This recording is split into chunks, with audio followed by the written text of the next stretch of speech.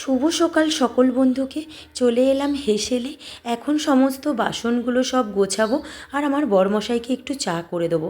আর শীতকাল মানে আদা দিয়ে চা না খেলে মন কিন্তু ভরে না। কালকে রাতে হঠাৎ করে আমার শরীরটা খারাপ হওয়ায় তার জন্য খাবার খাইনি।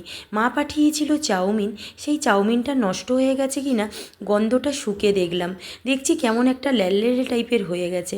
তো আমার বরমশাই বলছে খেতে হবে না, ওটা ফেলে দাও, কারণ নষ্ট খাবার আর খাওয়ার দরকার নেই। তো আমার বরমশাইকে একটু চা করে দেবো।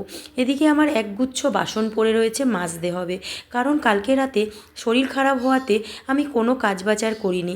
তারপরে শুয়ে পড়েছিলাম রাত্রেবেলা, কোনো কিছু খাইও নি। এতটা পরিমাণে শরীর খারাপ করছিল যে আমার বরমশাই বলল কিছু করতে হবে না, তুমি শুয়ে ঘুমিয়ে পড়ো। তো বন্ধুরা, সকালবেলা উঠে আমার বরমশাইকে চা করে দিই, কারণ সারা দিন চলে যায়, সেই সকালবেলা বেরিয়ে যায়, রাত্রি 10টা বাজলে বাড়ি আসে।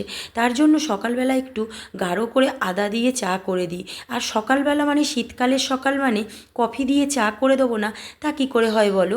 এই একবারই সকালবেলা চা খেয়ে চলে যায়, আর রাত্রেবেলা এসে আবার খাবে। বরমশাইয়ের চা তো কমপ্লিট হয়ে গেছে করা, তার মধ্যে দিয়ে দিচ্ছি একটু কফি। আর শীতকাল মানে কফি দিয়ে চা খাওয়ার মজাটাই কিন্তু আলাদা। আমার মতো শীতকালে সকালবেলা ঘুম থেকে উঠে কে কে চা খেতে ভালোবাসো? আমি কিন্তু ঘুম থেকে উঠলে আমার আগেই চা দরকার। তো বন্ধুরা, কেমন লাগলো তোমাদের মিনি ব্লগটা কমেন্টস করে